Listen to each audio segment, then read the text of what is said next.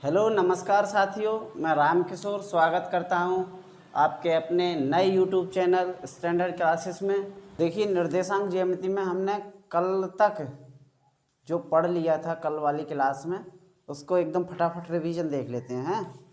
कल हमने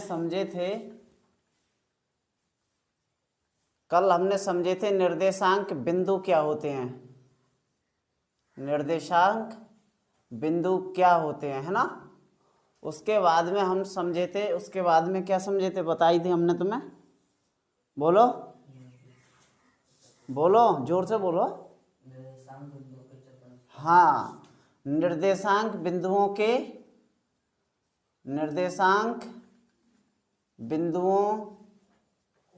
बिंदुओं को चतुर्थांश में दर्शाना। कल हमने ये वाली बात भी सीख ली थी। तीसरी बात हमने क्या सीखी थी, बोलो। हाँ, क्या सीखी थी? किसी बिंदु की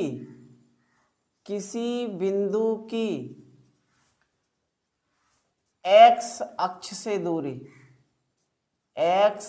से दूरी, और ये दूरी क्या होती है? ये बाई के जो भी निर्देशांक होते हैं वो होती है। समझ में आ गई? अगली लाइन हमने समझी थी कि किसी बिंदु की बाई अक्ष से दूरी, ये जो भी होती है दूरी, वो x के निर्देशांक होते हैं। x के निर्देशांक ही बाई अक्ष से दूरी होती है। समझ में आई ना। उसके बाद हमने बताई आपको x अक्ष पर किसी बिंदु के निर्देशांक क्या होते हैं। किसी बिंदु के निर्देशांक क्या होते हैं, हमने कल ये वाली बात भी बताई। और इसके साथ साथ एक लाइन और थी कि बाई अक्ष पर अगर कोई पॉइंट है, कोई बिंदु है, बाई अक्ष पर किसी बिंदु के निर्देशांक वो क्या होते हैं।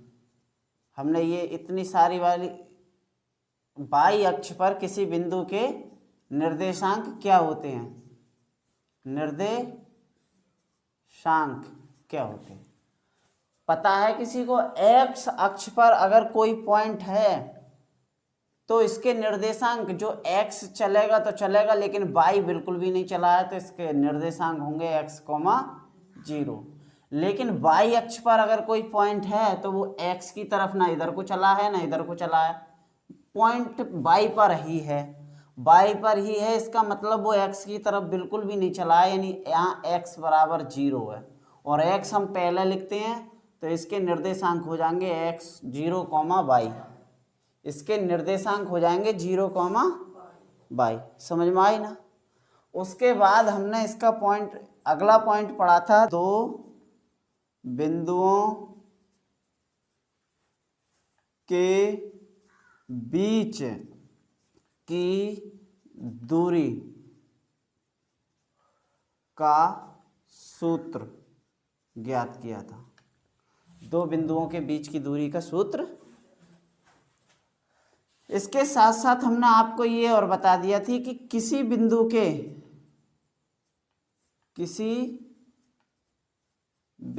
की मूल बिंदु से दूरी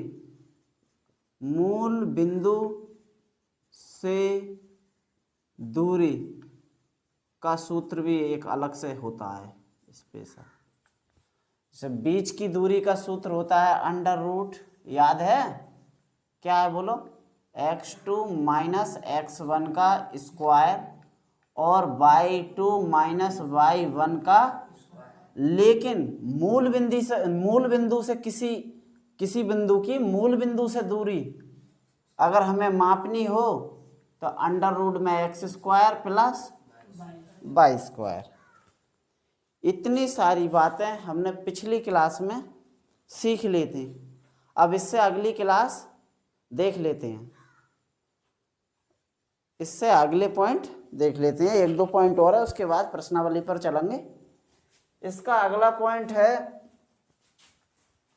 देखो अगला पॉइंट है, यदि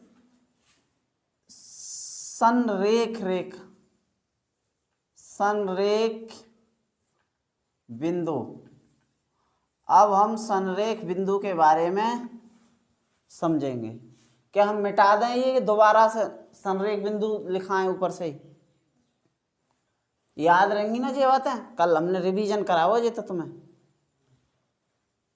बिंदु बता है क्या है, चतुर्थांश में दर्शाना, हम सीख गए कैसे दर्शाते हैं। किसी बिंदु की एक्स अक्ष से दूरी y निर्देशांक होती है, किसी बिंदु की y अक्ष से दूरी x निर्देशांक होती है। x अक्ष पर किसी बिंदु के निर्देशांक x, 0 होते हैं, y अक्ष पर किसी बिंदु के निर्देशांक 0, y होते हैं। दो बिंदुओं के बीच की दूरी यदि हमें निकालनी हो तो हम इस वाले सूत्र से निकाल लेते हैं। और किसी बिंदु की, दो बिंदु ना है, कोई एक बिंदु है लेकिन मूल बिंदु से दूरी हम इस वाले सूत्र से निकाल लेते हैं। इसे हम मिटा देते हैं और अगले पॉइंट आगे लिखेंगे क्योंकि जगह कम है बोर्ड पर। सही है। संरेख बिंदु, क्या? संरेख बिंदु, देखो नाम से समझ जाओगे। संरेख बिंदु, संरेख बिंदु, संरेख का मतलब संरेख, रेख मतलब एक ही रेखा में, एक ही रेखा में कोई दो तीन बिंदु यदि स्थित हैं, चार बिंदु स्थित हैं, दो बिंदु स्थित हैं, तो वो संरेख बिंदु हो जाएंगे। अब भैया देखो, एक त्रिभुज मान के चलो, हम तुम्हें बताएं, एक ये है, एक ये है, एक ये है, एक ये है, ये वाले तो ये हो गए, और ये वाला एक यहाँ था, एक जे पॉइंट था और एक जे वाला पॉइंट था, अब और एक पॉइंट जे था। तो ये जो एक ही रेखा में आने वाले जितने भी बिंदु हैं, 2 3 4, वो एक ही रेखा में आने वाले बिंदुओं से हम संरेख बिंदु कहते हैं। क्या अगर मैं इनके बिंदुओं के नाम रख दूं A B C D, तो संरेख बिंदु कौन कौन से हो जाएंगे बताओ? B C D। अच्छा क्या B और C संरेख बिंदु हैं? क्या A और D संरेख बिंदु हैं? A और D संरेख बिंदु हैं? एक ही रेखा में तो हैं भाई।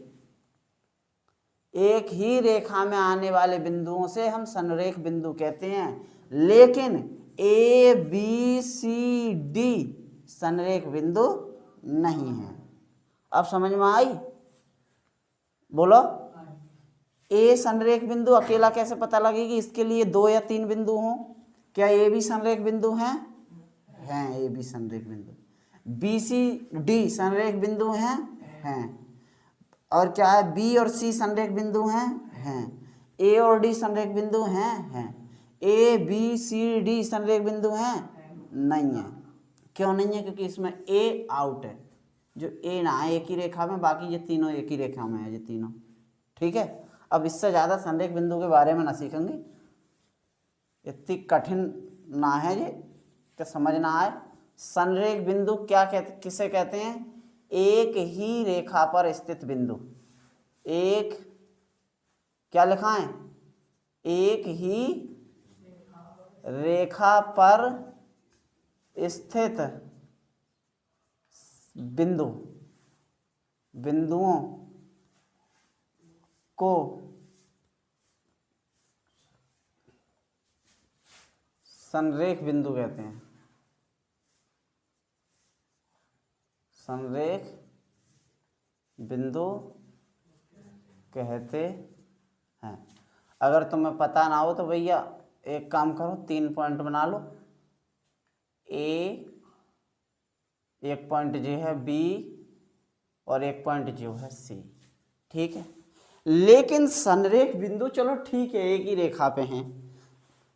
इसके लिए एक कंडीशन होती है संरेख बिंदु की, हमेशा ए बी जितना भी है ए बी और जितना बी सी है उन्हें यदि जोड़ के ए सी के बराबर आए तो संरेख बिंदु माने जाएंगे, अन्यथा नहीं माने जाएंगे। जैसे अब मैं यहां से समझ लूं, यहां जो है, चलो इसे बढ़ा लो, ये एक बिंदु ये है 3, ये है 5, ये ए है, ये बी है, ये सी है।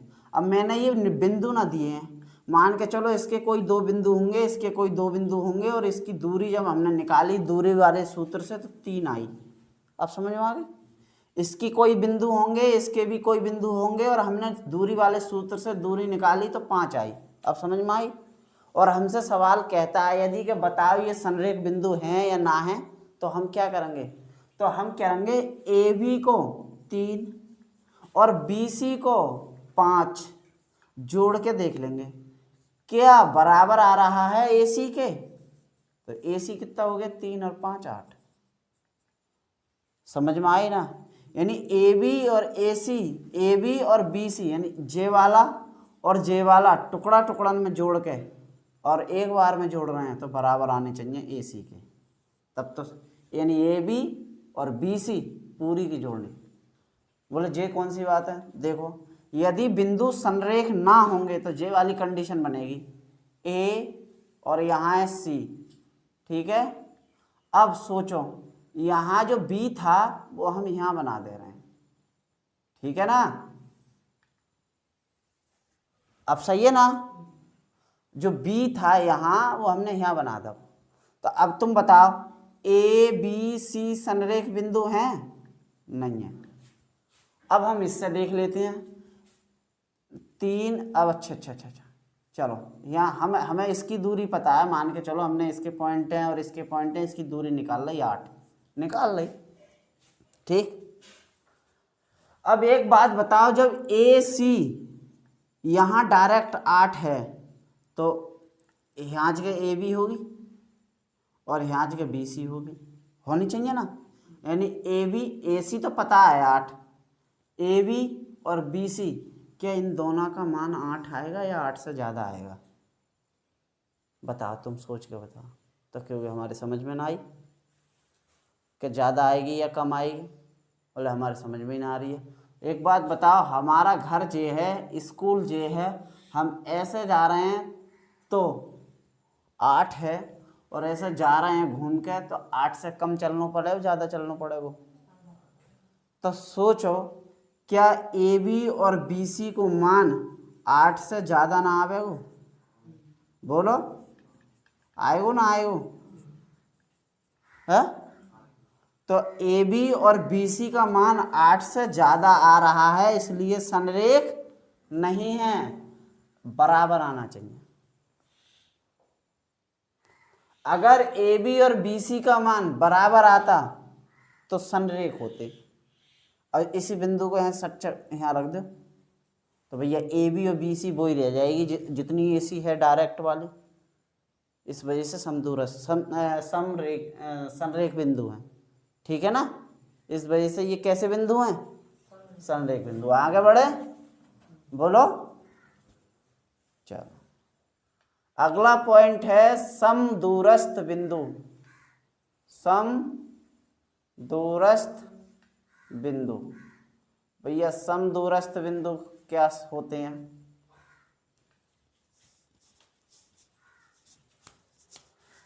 समदूरस्थ बिंदु क्या होते हैं? किसी पॉइंट के, किसी बिंदु के समदूरस्थ बिंदु डालो। अगला पॉइंट है किसी बिंदु के समदूरस्थ बिंदु।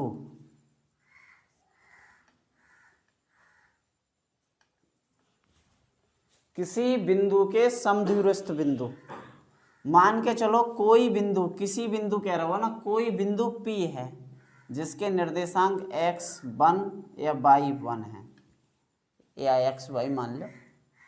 अब किसी बिंदु के समदूरस्थ बिंदु, इसका मान मतलब समझो, सम मतलब समान, दूर मतलब दूरी पर, इस दूरस्थ मतलब दूरी पर स्थित। अब आई ना समझ में? यानी समान दूरी पर स्थित बिंदु, किसी बिंदु के, यानी P के, यानी P के कोई दो बिंदु ऐसे हैं A और B जो समान दूरी पर हैं। मान के चलो 8J है और 8J है, तो A और B कैसे पॉइंट है जाएंगे? समदूरस्थ। समझ में आई ना बात? आई ना? बोलो। समदूरस्थ बिंदु क्या जाएंगे? यहाँ हम मान लेते हैं, एक त्रिभुज बना लेते हैं, मान लेते हैं समदूरस्थ बिंदु क्या होते हैं? एक पॉइंट है यहाँ A, यहाँ एक पॉइंट है B और यहाँ एक पॉइंट है C। तो समदूरस्थ बिंदु में जो A है, किसी बिंदु, कोई बिंदु A है ना, इतना ही रहने दो, पॉइंट है A B C, तो A से समान दूरी पर B है और A से ही समान दूरी पर C है, तो A के समदूरस्थ बिंदु हैं A B और C। A के समदूरस्थ बिंदु कौन कौन से हो जाएंगे? B और C। इसी हिसाब से इसके तरह एक प्रॉपर्टी बनती है इसकी, जब समदूरस्थ होंगे ना तो ये वाली AB हमेशा बराबर होगी AC के। सोच के देखो होगी क्या ना होगी? समदूरस्थ हैं तो होगी। अब तुम कहोगे तुम्हें सारा खेल पॉइंटों में होगा, इसके पॉइंट होंगे, इसके पॉइंट मिलेंगे, इसके पॉइंट मिलेंगे, तो हम दूरी निकाल के देख लेंगे, इसकी निकाल के देख लेंगे। बराबर आ रहे हैं तो समदूरस्थ है, बराबर ना आ रहे हैं तो समदूरस्थ ना है। आगे बढ़ें, बोलो। अगला त्रिभुज समझ लो। वैसे तो त्रिभुज हमें पढ़ने को और आगे भी मिलेगा, और पीछे छोड़े आए हम पर चैप्टर 6 त्रिभुज की जितनी भी प्रॉपर्टी हैं, लेकिन मेन प्रॉपर्टी समझो। त्रिभुज में हम पढ़ते हैं सबसे पहले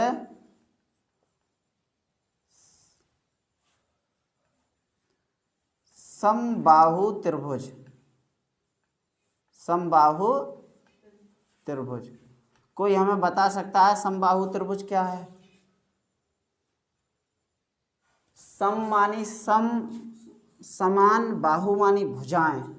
ऐसा त्रिभुज जिसकी भुजाएं समान हों, जिसकी सभी भुजाएं। अब सोच के देखो, तुम्हें निर्देशांक पर चतुर्थांश पर कोई 3 पॉइंट दे दिए, ये, और वो कह रहा है इन बिंदुओं से एक त्रिभुज बनेगा, इन बिंदुओं से एक त्रिभुज बनेगा। सही कह रहे हो, बन तो गो।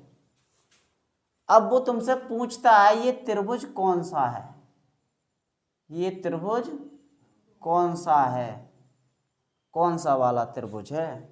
तो त्रिभुज कितने होते हैं? समबाहु त्रिभुज होते हैं, विषमबाहु त्रिभुज होते हैं, और समद्विबाहु त्रिभुज होते हैं। समद्विबाहु त्रिभुज होते हैं नहीं होते हैं? नहीं होते हैं।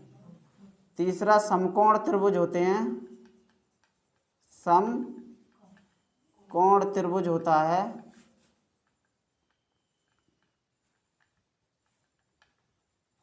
अगला और बताओ। समकोण त्रिभुज होता है। अच्छा, विषमबाहु त्रिभुज में क्या है? जिसकी भुजाएं अलग अलग हो, वो विषमबाहु त्रिभुज। लेकिन इस चैप्टर में विषमबाहु त्रिभुज के निर्देशांक बहुत कम देखने को मिलते हैं। समबाहु त्रिभुज में क्या है? अगर कोई 3 पॉइंट तुम्हें दिए हैं चतुर्थांश में और उनसे त्रिभुज बन रहा है, तो समबाहु त्रिभुज जब बनेगा जब AB बराबर होगा BC के और बराबर होगा AC के। समझ आई ना बात? बोलो। अच्छा, यदि त्रिभुज समद्विबाहु होगा, समद्विबाहु का मतलब है सम मानी समान, द्वि मानी दो, बाहु मानी भुजाएं, जिसकी 2 भुजाएं समान हैं। तो 2 भुजाएं समान हो, यानी AB समान हो सकती है किसके? AC के, लेकिन BC के समान नहीं होगी। यानी कोई 2 भुजाएं समान होंगी, जरूरी नहीं है कि AB और AC ही बराबर हों, AB और BC भी बराबर हो सकती हैं, ये नहीं होगी। जरूरी ना है कि ए बी तो हो ही हो, जरूर ए सी और बी सी भी हो सकती है। समबाहु त्रिभुज में कोई दो भुजाएं समान आ जाएं तो उन्हें बता दे भैया समद्विबाहु त्रिभुज है। कोई तीन भुजाएं बराबर आ जाएं तीनों की तीनों तो समबाहु त्रिभुज है। और जिसमें पाइथागोरस लग जाए, तीनों की दूरी निकाल लें हम और ये कर्ण का स्क्वायर बराबर आधार का स्क्वायर प्लस लंब का स्क्वायर आ जाए तो समझो ये समकोण त्रिभुज है। समझ में आई ना बात? तो हमारे पास कोई मान के चलो 3 पॉइंट है, 1 2 3, और ये 3 है, ये 4 है, ये 5 है। कैसे? इनके पॉइंट से निकाले हमने, दूरी का सूत्र लगा कर 4, यहाँ इनकी दूरी का सूत्र लगा कर 3, और इनकी दूरी का सूत्र लगा के यहाँ 5। तो अब वो त्रिभुज पता ना कौन से हैं जी भाई, जे भी तो ना पता। तो एक बार देखो, कर्ण का स्क्वायर बराबर 25, आधार का स्क्वायर बराबर 16 और 3 का स्क्वायर बराबर 9। तो देखिए 25 बराबर 25, दोनों बराबर आ रहे हैं, समकोण है। अगर कर्ण का स्क्वायर ये तीनों बराबर आ रहे हैं तो समकोण है, बराबर नहीं आ रहे हैं। या फिर एक काम करो, कर्ण का स्क्वायर जो भी होता है वो इसके बराबर आना चाहिए। इसको लिख लेते हैं, समकोण त्रिभुज की क्या है कि जो भी कर्ण का स्क्वायर है, सही है, वो अंडर कर्ण का स्क्वायर छोड़ो, कर्ण ही रहने दो। जो कर्ण जो है आधार का स्क्वायर प्लस लंब का स्क्वायर के बराबर आए, बट टोटल पाइथागोरस पर में लगनी चाहिए समकोण त्रिभुज। समझ में आई ना? चलो आगे समझें इससे। अब यहां समझो, त्रिभुज में तो ये वाले त्रिभुज मिलेंगे, लेकिन तुम्हें अब आ जाए चतुर्भुज। क्या आ जाते हैं? चतुर्भुज। चतुर्भुज, चतुर्भुज में कौन कौन मिलेगा तुम्हें? सबसे पहले आयत मिलेगा, आयत, आयत मिलेगा ना? नहीं मिलेगा? चलो मान के चलो, अगर कोई हमारे पास ये समान इस पर चतुर्थांश पर कोई 4 बिंदु देगा तभी तो चतुर्भुज बनेगा। अभी तक तो 3 बिंदु दे, कोई 4 बिंदु दे वो, और वो पूछे, वो 4 बिंदु दे के वो पूछ लेते कि एक चतुर्भुज बनना है, वो कौन सा चतुर्भुज बनेगा? तो वही वाली स्थिति है, हम बिंदुओं से दूरी निकाल लेंगे और दूरी से जो देख लेंगे क्या क्या है। मान के चलो हमारा ये point A B C D एक चतुर्भुज बना, दिए गए पॉइंटों से, जो भी पॉइंट दिए हैं उनने। तो चतुर्भुज जब आयत जब होगा, कब होगा आयत? जब हमने बताई इसके आमने सामने की भुजाएं बराबर हो। सही है ना? यदि आमने सामने की भुजाएं बराबर होती हैं तो चतुर्भुज होता है आयत। सही है?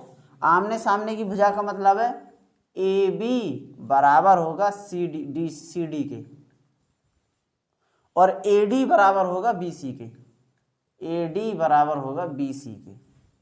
अब आई ना समझ में? यानी आमने सामने वाली भुजाएं बराबर होती हैं। और सुनो, ये वाले क्या हैं? विकर्ण। ये वाला क्या है? विकर्ण। विकर्ण भी हमेशा बराबर होते हैं, यानी ए सी बराबर होगा किसके? बी डी के। यदि ये तीनों कंडीशन आ रही हैं तो हम कह सकते हैं कि त्रिभुज चतुर्भुज कौन सा है? आयत है। दूसरी कंडीशन, दूसरा है आयत के बाद वर्ग। भैया वर्ग में क्या होता है? वर्ग में होता है यदि कोई ऐसे 4 पॉइंट हैं, 1 2 3 4, और इन चारों पॉइंटों से कोई चतुर्भुज बन रहा है और इन पॉइंटों के नाम ए बी सी डी हैं, तो वर्ग जब बनेगा जब इसकी चारों भुजाएं बराबर होंगी, यानी ए बी बी सी के बराबर होगी, बी सी सी डी के बराबर होगी, सी डी ए डी के बराबर होगी, यानी कि एक भुजा सबके बराबर होगी, यानी चारों भुजाएं एक बराबर होंगी। लेकिन आयत में क्या था? जे जा के बराबर थी, जे जावक के बराबर थी। जैसे मान के चलो आयत में तो जे वाली कंडीशन ही भैया, जे 3 है तो जे 3 है, जे 5 है तो जे 5 है। लेकिन वर्ग में सब बराबर हो, जे 5 जे 5 जे 5 जे 5, समझ में आई? अच्छा विकर्ण की समझ लो, तो विकर्ण इसके जे वाला विकर्ण और जे वाला भी विकर्ण बराबर होता है। मान के चलो इसका विकर्ण ये वाला 5√2 आया, तो ये वाला भी 5√2 ही आएगा। सही है? चलो तो लिख लो, चारों भुजाएं बराबर होती हैं तो इसकी प्रॉपर्टी, इसके वो समझें कि ए बी बराबर होगा बी सी के, बराबर होगा सी डी के और बराबर होगा ए डी के। बताओ समझ में आई ना? सब भुजाएं आपस में कैसी होंगी? बराबर। अब विकर्ण और लिख लो, विकर्ण, विकर्ण कौन सा बनेगा? एक बी डी बनेगा, एक ए सी बनेगा। तो विकर्ण भी ए सी और जब बी डी यदि बराबर हैं तब हम कह सकते हैं वर्ग है। यदि जे वाली बात निकले तो हम कह सकते हैं आयत है, ये वाली बात निकले तो हम कह सकते हैं वर्ग है, क्योंकि दोनों ही चतुर्भुज है ना। अच्छा, तीसरा पॉइंट, समचतुर्भुज, समांतर चतुर्भुज, समांतर चतुर्भुज। समांतर चतुर्भुज में क्या है? समांतर चतुर्भुज इस प्रकार से होता है, मान के चलो कोई चतुर्थांश है ये और 4 बिंदु हैं ए बी सी डी, और हमें यही ना पता आयत है, वर्ग है, समांतर चतुर्भुज है। तो आयत वर्ग तो पहचान लेंगे हम, समांतर चतुर्भुज ना पहचान पाएंगे। वैसे समांतर चतुर्भुज में क्या है, ये भुजाएं समांतर होती हैं, लेकिन हम यहाँ क्या समझेंगे कि समांतर चतुर्भुज में जे वाली तो इस वाली के बराबर होगी और ये वाली इस वाली के बराबर होगी, लंबाई लंबाई के बराबर होगी, चौड़ाई चौड़ाई के बराबर होगी। लेकिन ये विकर्ण BD है और AC है, ये AC है और BD है, ये बराबर नहीं। अब इन दोनों में अंतर समझो। आयत सेम है, लंबाई लंबाई के बराबर, चौड़ाई चौड़ाई के बराबर, विकर्ण विकर्ण के बराबर। इसमें लंबाई AB किसके बराबर होगी? CD के। सही है? और चौड़ाई AD किसके बराबर होगी? BC के। लेकिन विकर्ण AC BD के बराबर नहीं होगा। यदि बराबर होगा तो आयत हो जाएगा, बराबर नहीं है तो समांतर चतुर्भुज होगा। बताओ समझ में आ रही है ना दोनों बातें? है?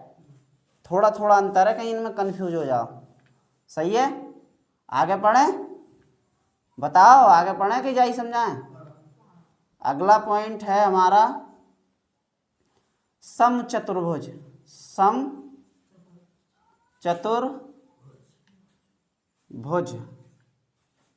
समचतुर्भुज भी मान के चलो ये चतुर्थांश है और 4 पॉइंट हैं।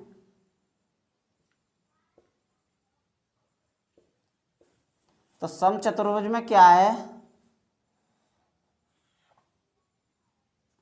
एक पॉइंट ये है ए, एक पॉइंट ये है बी, एक पॉइंट ये है सी, एक पॉइंट ये है डी।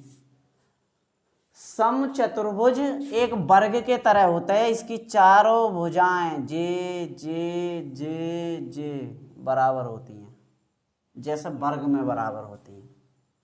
लेकिन ये विकर्ण है BD और AC, यानी AC और BD ये बराबर ना होंगे। लिख दें? समझ में आ गई ना? समचतुर्भुज कब होगा? जब AB बराबर होगी BC के और BC बराबर होगी CD के और CD बराबर होगी AD के, लेकिन एक विकर्ण जो AC है वो BD के बराबर नहीं होगा। देखो आयत की तरह समांतर चतुर्भुज है, लेकिन इसमें विकर्ण बराबर है, इसमें विकर्ण बराबर नहीं है, बराबर नहीं है। और वर्ग के तरह एक समचतुर्भुज होता है, लेकिन वर्ग के विकर्ण बराबर होते हैं और समांतर चतुर्भुज के, समचतुर्भुज के विकर्ण बराबर नहीं होते। इन दोनों के विकर्ण बराबर होते हैं, इन दोनों के विकर्ण बराबर नहीं होते। यही 4 मिलेंगे, बाकी आगे अगर जो भी नया आएगा तो देख लेंगे वैसे। लेकिन जे अगर अब कोई 4 बिंदु दे दें वो तो बता दोगे कौन सा चतुर्भुज बनना हुआ है। पॉइंटों से दूरी निकाल लेंगे हम, दूरी से हम बता देंगे कौन सा चतुर्भुज है। बोलो। और कोई 3 पॉइंट दे दे तो हम 3 पॉइंटों की दूरी, उनकी दूरी निकाल लेंगे तो बता देंगे इनमें से कौन सा त्रिभुज है। बताओ। आप बहुत सारे सवाल इन्हीं बेस पे आते हैं, जेआई बेस पे। तो भैया एक चतुर्थांश में 4 बिंदु हैं, इन चारों बिंदुओं को मिलाने पर एक चतुर्भुज बनता है। सिद्ध करो कि ये समांतर चतुर्भुज है। ले अब सिद्ध करो। तो सिद्ध का करो, उनकी जे निकाल लो, ए बी निकाल लो, सी डी निकाल लो, ए डी निकाल लो, ए बी सी निकाल लो, ए सी निकाल लो, बी डी बराबर। अगर जे दोनों बराबर आ रही हैं, जे दोनों बराबर ना आ रही हैं तो समांतर चतुर्भुज है। समझ में आ गई ना। और तीनों चीजें बराबर आ गई तो समांतर चतुर्भुज ना है, फिर वो आया था तो लिख देंगे अतः ये समांतर चतुर्भुज नहीं है। बोलो समझ में आ रही है बात? ठीक है। यहाँ तक हमारी प्रॉपर्टी जितनी भी हमें निर्देशांक ज्यामिति के बारे में हमें बतानी थी वो हमने बता दी। अब प्रश्नावली चलेंगे। केवल एक पॉइंट रह गया है, विभाजन वाला सूत्र है, वो अभी जो सवाल करो 1-2 एक्सरसाइज के बाद यूज होगा वो, ठीक है ना। तो जितने भी हमने सारी बातें बताई हैं कल जो पिछली क्लास में बताई थी वो, और आज क्या संरेख बिंदु बता दिए हमने, किसी बिंदु के समदूरस्थ बिंदु बता दिए। याद रखियो ये संरेख एक ही रेखा में, समदूरस्थ बराबर बराबर दूरी पर। त्रिभुज में तीनों त्रिभुज ये होते हैं, क्या कंडीशन होती है इनकी? चतुर्भुज में जे होते हैं चारों चतुर्भुज, आयत, वर्ग, समांतर चतुर्भुज और समचतुर्भुज। आयत में क्या है, आमने सामने की भुजाएं बराबर होती हैं। अगर तुम्हें याद ना रहे तो इस प्रकार से चित्र बना लियो कि ये वाली इस वाली के बराबर होगी और ये वाली इस वाली के बराबर होगी, और इसका नाम रख दो ए बी सी और डी, और ये वाला है विकर्ण बी डी और ये वाला विकर्ण है सी डी। समझ में आई ना। चलो वर्ग, वर्ग में क्या होता है भाई, वर्ग में तो चारों भुजाएं बराबर होंगी, यानी ए वाली के बराबर होगी, इस वाली के बराबर भी होगी, इस वाली के बराबर भी होगी। समझ में आई ना। यदि पॉइंट इसके ए बी सी डी हैं तो विकर्ण एक बनेगा बी डी और एक विकर्ण बनेगा सी ए सी, एक विकर्ण बनेगा ए सी। और ये भी हमेशा आप उसमें ये वाले और ये वाले मैंने अलग लगाए हैं, जो ना के जे इसके बराबर हों ना, जे आप उसमें बराबर होंगे। सही है, ठीक। चलो समांतर चतुर्भुज में क्या है,